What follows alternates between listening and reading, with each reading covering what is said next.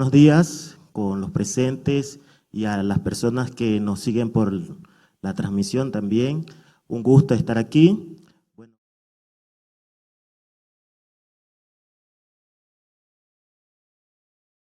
Bueno, ya hice un pequeño resumen de mi trayectoria laboral y espero pues cumplir con las expectativas. Agradecerles a los docentes y a las personas que han permitido este evento y me han honrado en llegar hasta acá y compartir un poquito de lo que es ser docente en la zona rural. Tal vez un video que venga desde allá no va a ser tan penetrante como lo que yo pueda decir, transmitir directamente y compartir con mis experiencias. También agradecerle a UNICEF y a Dainer, que si no fuera por ellos, pues yo no estaría aquí y no estaría en este proceso. Y espero que mis experiencias pues contribuyan a que estos procesos se continúen y que vean que sí se está dando fruto y no están arando en el desierto o en el mar. Primero quisiera empezar con la parte de este foro que quiere decir en la formación y en la capacitación de los docentes, que yo soy un reflejo vivo, como dice el eslogan, que yo soy una muestra de lo que este proceso está desarrollando en los docentes de la zona rural. En la zona rural hay muchas deficiencias en cuanto a la formación y a la capacitación de los docentes. Hay un muy gran porcentaje de docentes que no están en los perfiles adecuados y por ende ya sabemos que la educación depende mucho de lo que sepa el docente, porque uno no puede enseñar lo que no sabe. Y esta parte de la profesionalización personalmente me ha ayudado mucho. Como lo venía conversando el día con el compañero que está aquí, yo le dije que cuando yo inicié en la docencia, pues me considero un simple docente, pues incluso por mis títulos, simplemente llenaba un espacio que estaba ahí, un docente que hacía falta, y así fue por 5 años. Luego, cuando entré en esta parte de la profesionalización, como ya lo dijo la persona que me presentó, pues estoy a la cabeza de 2 de los organismos más importantes de la institución educativa, como son el Consejo Ejecutivo y la Junta Académica. Los que hemos pasado por una institución educativa conocemos la importancia que es la Junta Académica, que se encarga justamente de la parte pedagógica. Y esto no ha sido simplemente por mi linda cara o por amistad que yo tenga con algún administrativo, sino que se ha notado que yo estoy pasando por una parte de profesionalización, ¿sí? Entonces, yo creo que es muy importante y esto se va a multiplicar porque lo que yo estoy aprendiendo en este proceso no va a quedar en mí, se va a multiplicar por todos los alumnos que yo tenga cada año. Ya lo dijo Paulo Freire, que el que se atreve a enseñar no debe dejar de aprender nunca. Y yo creo que esto de la profesionalización es eso. Nosotros como docentes nunca debemos creer que ya lo sabemos todo. Esta pandemia nos ha dado una lección importantísima. Nos ha demostrado que las cosas no son buenas ni malas. Los que estuvimos en aulas de clase, antes de la pandemia los celulares eran nuestros enemigos y la pandemia nos ha transformado y ahora los dispositivos electrónicos son nuestros aliados. Entonces, las cosas no son ni buenas ni malas, simplemente depende del uso que les demos. Entonces, yo creo que en la actualidad el docente que no está dispuesto a seguir aprendiendo, no podría ser considerado un buen docente. La capacitación y la formación continua, yo creo que debe continuar siendo una política de Estado, y no solamente de Estado, también una política personal.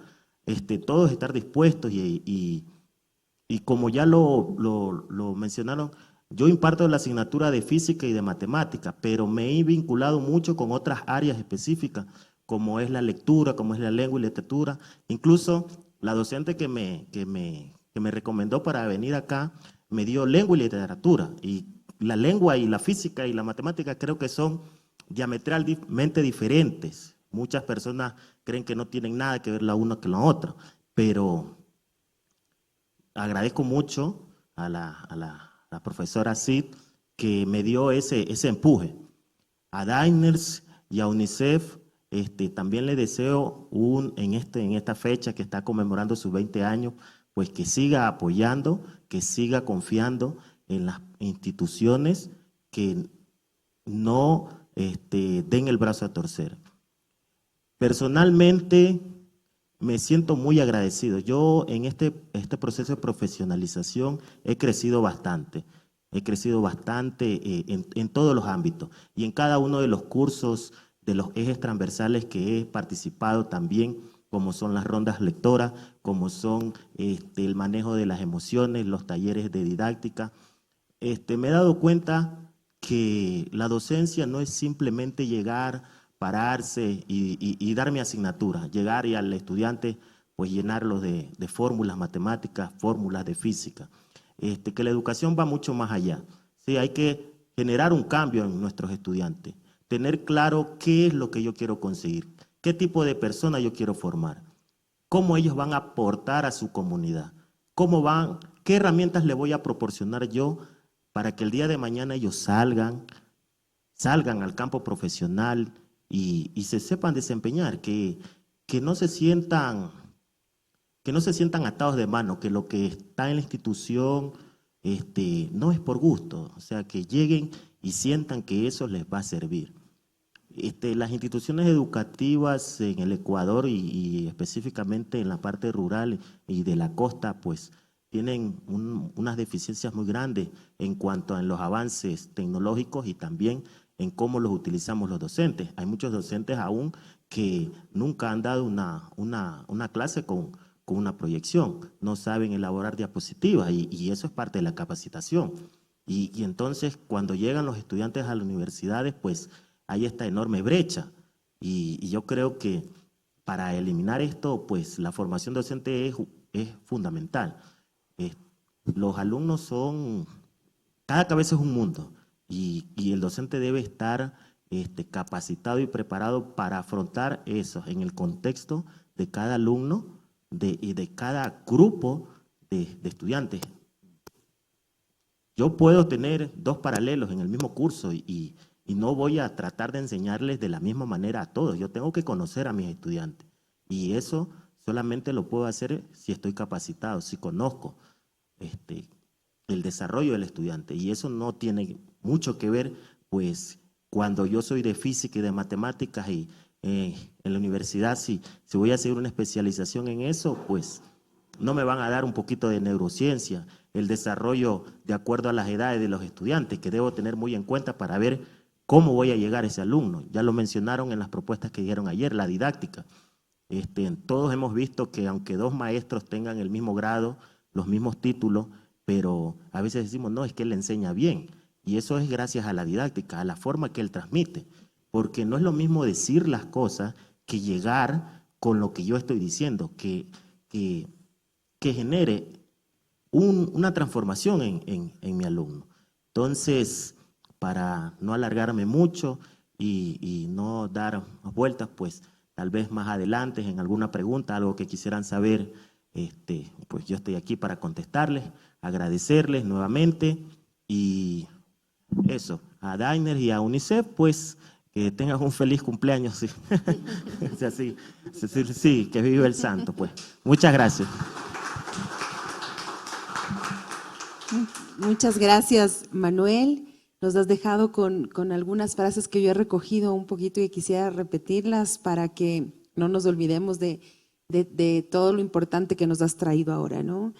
Tú nos dices justamente que no hemos arado en el mar. Creo que eso es algo, viniendo del mar, además, que nos digas esto, creo que es súper importante, ¿no? También que algo que ha estado presente en tus palabras tiene que ver con que el que se atreve a enseñar no debe dejar de aprender nunca. Y también lo sumaste a que este tema de la formación continua no debería ser solo una política de Estado, sino una política personal, ¿no? Por un lado tenemos los procesos de formación, pero también tenemos que tener esa constante motivación de seguir aprendiendo. Y eso es lo que hacen los docentes de corazón. Así que muchísimas gracias, Manuel. Y quisiera preguntar si tal vez alguien que está aquí en nuestro público tiene alguna pregunta o algún comentario para Manuel. Sí, por favor.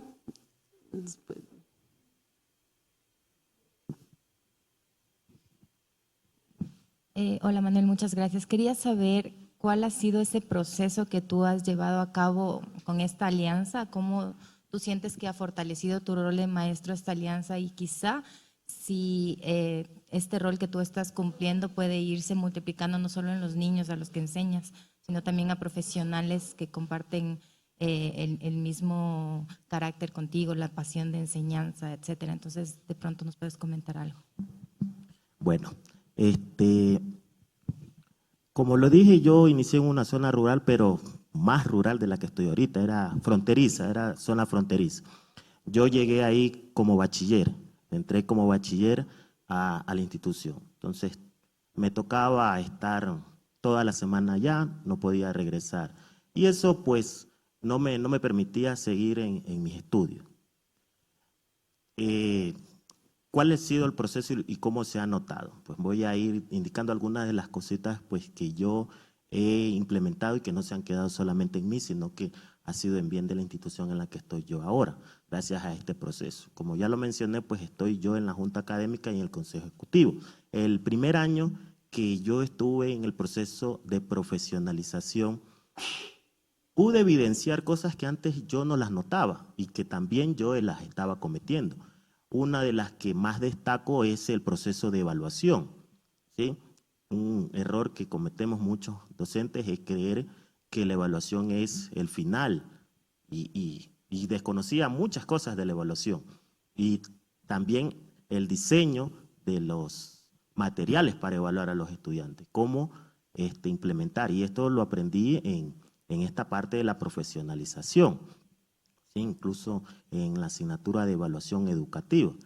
Vi que la evaluación pues, es parte del proceso de enseñanza y aprendizaje, no simplemente una escala sumativa para ver si el estudiante aprendió o no tal y como yo le enseñé.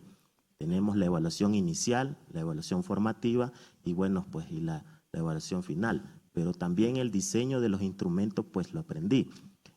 ¿En qué parte digo yo que lo compartí? Porque ese año que yo me di cuenta eso, yo llegué con una propuesta al vicerrector académico y le dije que yo tenía un material que me habían dado en la universidad y que qué le parecía si armábamos un pequeño taller con los compañeros docentes, que yo no tenía ningún problema pues en ayudarle, porque veía que que estaban pasando dificultades.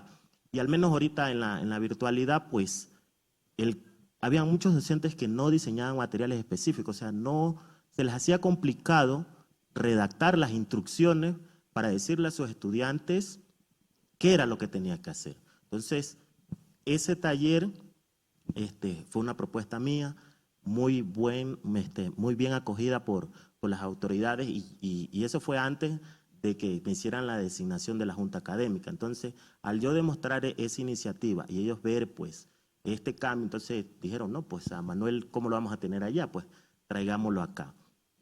Otra también que fue justamente una parte de que yo estaba evidenciando en problemas de lectura en los estudiantes. Aunque yo soy profesor de física y matemática, pues en una junta de curso le dije que a veces a matemática y a física nos echan así como vulgarmente, me disculpan la expresión, nos echan el muerto. Somos el patito feo. Pero yo me di cuenta que los estudiantes no entendían tanto la física porque no interpretaban los problemas. O sea, no sabían qué era. O sea, si usted le colocaba los números, ellos ya sabían que eso era una suma, que eso era una multiplicación o qué fórmula. Pero si usted le planteaba el problema en una oración, ellos no sabían transformar esa oración a qué era lo que le estaba pidiendo. Entonces me di cuenta que el problema no era tanto del cálculo, sino de interpretar el problema y que era más hacia la lectura. Asimismo hice una propuesta pues, de que se haga un trabajo con los compañeros de lengua y literatura en comprensión lectora. ¿Sí? Entonces, esas partecitas de ahí es que yo he tratado de estar colaborando. Ahorita justamente estamos en un plan piloto también con el departamento del DECE en casos de violencia. Entonces, todo eso, yo estoy ahorita un poquito más involucrado. Antes yo me dedicaba simplemente a dar mis clases y, bueno, que cada quien se mate por allá. Pero ahora me he involucrado un poquito más en la institución y en todo lo que tiene que ver con la educación de los alumnos y también de los compañeros maestros. Entonces, esa es mi respuesta. Espero haberle respondido y que se haya quedado satisfecha. Gracias. Gracias, Manuel. Tenemos una pregunta a través de las redes de las que nos están siguiendo, de nuestra fiel seguidora Carolina Reed, para Manuel, que dice: has resaltado la importancia de innovar y adaptarse. ¿Cómo se puede ampliar esa capacidad al sistema educativo en general? Bueno, como lo dije anteriormente, pues no solamente debe ser política de Estado, pues nos pueden colocar en el currículum o en todos los lineamientos, pues que todos los docentes tienen que aplicar las TIC en sus asignaturas, pero que no quede en palabra muerta. Ya, ¿y qué pasa si igual el ministerio manda una capacitación y los docentes no tenemos esa motivación o esas ganas de seguir aprendiendo? Porque vemos muchos que ya salimos, por así, de la universidad o sacamos una maestría y ya nosotros somos lo máximo. Y yo creo que no debe ser así, porque cuando nosotros aprendimos, las cosas no eran como ahora que nosotros estamos enseñando, ¿sí? Entonces nosotros tenemos que seguir innovando en ese sentido. No solamente es de decir que, porque yo ya doy mi clase antes, la daba en un papelote, y ahora lo mismo que está en el papelote lo pongo en una diapositiva y ya estoy utilizando las TIC. Entonces, no es solamente eso. Hay muchas herramientas digitales y al menos en esta parte de la virtualidad yo creo que esta situación nos ha abierto los ojos y nos ha demostrado que no nos quedemos con lo mínimo, que tenemos que explotar. Hay muchas páginas y muchas plataformas que nos ayudan a enseñar a los estudiantes de manera diferente, porque todo estudiante tiene su ritmo y su estilo de aprendizaje. Y el docente también tiene su ritmo y su estilo. Entonces yo no puedo pretender que todos los alumnos entiendan como yo explico o que aprendan como yo aprendo. Y debo comprender. Sí, yo tengo mis limitaciones, las tenemos todos, pero mientras más estemos abiertos a los cambios, y eso tiene que ver mucho con la tecnología, a no quedarme o decir, no, yo no puedo, no sé, no puedo, no tengo internet, no tengo computadora, yo con eso no manejo, y no quedarnos así. Entonces, aprender, incluso de los mismos alumnos podemos aprender, porque ellos nacieron con estas tecnologías, ellos son nativos. Entonces hay cosas que ellos saben y nosotros podemos dejar ese orgullo, porque nosotros podemos aprender de todo. No porque ellos son jóvenes o son niños, no nos pueden enseñar cosas a nosotros. Entonces, la parte de la tecnología, yo creo que nosotros como docentes tenemos que ya verla como una aliada y no como una enemiga, ¿sí? En esa parte yo creo que la innovación, no solo innovar, digamos, como lo dije anteriormente, porque ya pongo un dispositivo, sino innovar en la forma en que yo presento la clase, ¿sí?